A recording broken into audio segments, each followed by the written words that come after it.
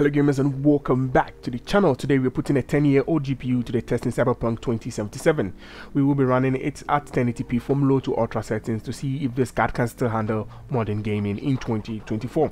Can it keep up, or is it time to retire it? Stick around to find out, and don't forget to like and subscribe to the channel for more awesome content. Before we dive in, here's a quick look at the specs. The GTX 980 released in September 2014 at a price of $549 featured a 2048 CUDA cores, a 4GB of DDR5 memory, and a 256-bit memory interface. Designed for high performance gaming, it supported DirectX 12, which can now be found for as low as $50 and $80 to $90 for the TI version. Starting our testing at 1080p on low settings, we recorded frame rates ranging from 30 to 41, with most of the time spent around the 30 FPS mark. The visuals were surprisingly decent, allowing for a satisfactory gaming experience even at lower settings. Overall, performance remained solid throughout with smooth gameplay and no noticeable input lags during our testing sessions. Even with a decade-old GPU, it's impressive to see how well Cyberpunk 2077 can still run, proving that older hardware can still deliver enjoyable gameplay in 2024. If you are willing to lower your expectations a bit, because 10 years is a lot. We moved things a little bit up at 1080p medium settings. We saw frame rates ranging from 27 to 38 FPS, with performance typically hovering around the 30 FPS mark. The visuals were quite good, enhancing the overall experience, while gameplay remained smooth and enjoyable. We encountered no input lag during our testing, making for a seamless gaming session. In terms of performance difference, that's about a 10% drop compared to the low settings, where we average around 30 to 41 FPS. If you're enjoying this test, be sure to hit that like button and subscribe for more insights on how older hardware is performed with modern games. Pushing things to the limit here, on high settings 1080p, we recorded frame rates between 27 and 35 FPS. The visuals were impressive, with FSR quality making the game look great, and gameplay remained mostly smooth throughout our sessions. However, we did experience some frame drops and occasional stuttering, which could interrupt the action at times.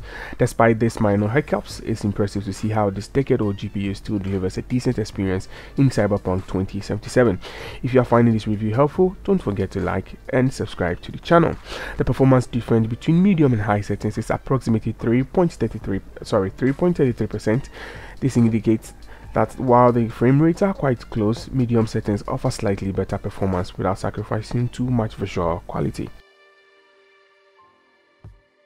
At 1080p on ultra settings with FSR quality, we recorded frame rates between 21 to 25 FPS. The visuals were quite stunning. Well, I do lie, they weren't that much different from high or medium, but hey, I guess to me they were, showcasing the beauty of Cyberpunk 2077. But the gameplay was far from smooth. We experienced noticeable input lags along with frame drops and some stutterings that could disrupt the action and immersion. It's clear that while the graphics shine at ultra settings, the performance struggles to keep pace, making for a frustrating experience overall.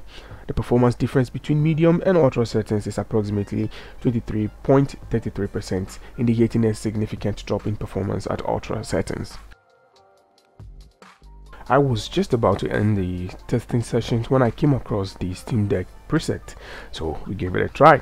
At 1080p on the Steam Deck preset with FSR balance, we recorded frame rates ranging from 27 to 39 FPS. The visuals looked great and the gameplay was surprisingly smooth with no noticeable input lag. However, we did encounter some frame dumps and occasional stuttering, but overall, this setting strikes a solid balance between performance and visuals. It's definitely one of the best experiences we've had so far, but if you are aiming for the most stable performance, I'd still recommend sticking with low settings for a consistently smooth experience. If you're enjoying this deep dive into Cyberpunk, you know what to do. A like and a subscribe would go a long way to help the channel. Thank you so much, guys.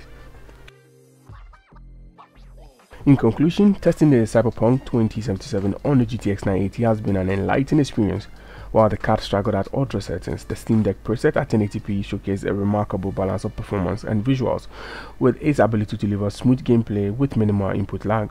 The Steam Deck preset emerged as the optimal choice among the presets we explored.